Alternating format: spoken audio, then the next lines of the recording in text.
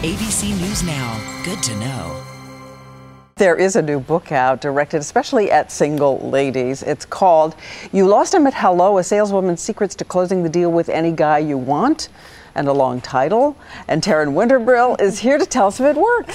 I think it did, according to you, Diane. Attention single ladies, according to this book, the key to finding Mr. Right and keeping him is to date like a saleswoman. That is, all of the techniques used in the sales force can be applied to the world of dating. But come on, do those techniques really work? I recruited a couple of single gals and put the theory to the test. It's an undercover Valentine's Day behavior lab. Take a look. Say hello to 30-year-old Rachel and 53-year-old Kathy, two single ladies looking for a love connection. When it comes to the process of dating, what's the biggest challenge each of you faces? I think it's meeting the guy. I think it's meeting the guy and getting him to not be my friend, not to want to be my friend, to really show an interest that he'd like to take it further. And I would say mine is meeting new men. I know some already. It's meeting new ones that would maybe be interesting to me to want to date. So we went on a Valentine's voyage to Peter's Restaurant in New York to meet up with saleswoman turned dating coach, author Jess McCann. Her new book is the hottest thing in teaching women how to find the perfect man. The first trick, prospecting.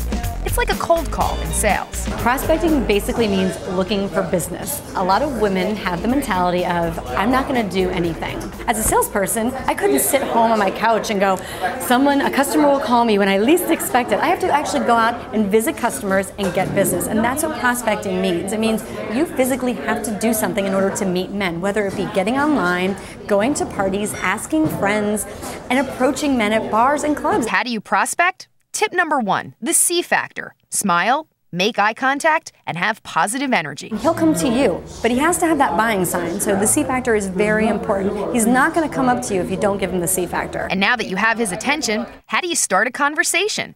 Tip 2, use an icebreaker. Maybe if he's on the iPhone, you can go, oh, I see that you have the iPhone. Do you like that? I was just thinking about buying it. You know, you have to learn to pick up on your surroundings and use icebreakers that way. And lastly, tip 3, package your product. Dress for dating success with a bright color or an attention-grabbing accessory. Armed with their new techniques, we sent Rachel and Kathy to PJ Clark's to put their new love tips to the test. You guys ready to prospect? Yep. All right, let's do it. Go team. Ready? 1, 2, 3. First, they walked up and down the bar, executing the C factor. And in no time at all, they were ready for an icebreaker. You guys are definitely snowboarders, or you guys look like snowboarders? Squash. Oh, wait. You just came in playing squash? Yeah. We're basketball players. Sorry. Losing basketball. What? Oh, you lost? So did it work? Well, all of these guys agree the C factor is key. What'd you think of their approach? Yeah, it worked. It definitely worked. I mean, I didn't feel like they were random strangers coming by to ask for anything. They seemed friendly. They seemed like they were just saying hello. So. I like when a girl smiles and expresses interest.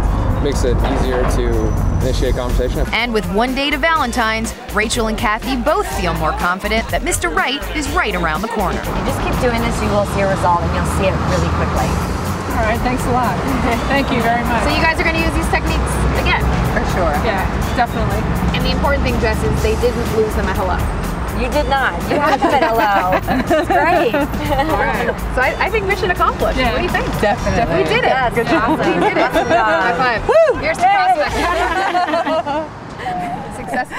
My hat's off to Rachel and Kathy. Diane, I think it worked. A couple more tips I want to share with all the single viewers out there. Jess, the author, says you want to end the date on the height of impulse. What that means, Diane, when you're on a date with a guy, it's clicking. You're having a great time. You're thinking, I love this guy. I don't want to leave him. That's exactly the time you want to leave him. You say, I've had a great time, but I got to go. The reason why, you leave him wanting more, and you're going to ensure a second date. End the date at the height of impulse. And you've got the KISS principle. Keep it short, simple, ask a lot of questions, and don't drink too much, right? Yes, don't drink and date. You wanted Very to say important. that. Don't Very drink important. And date. Okay, it's You Lost Him at Hello on our website, abcnews.com. Thanks, Terry.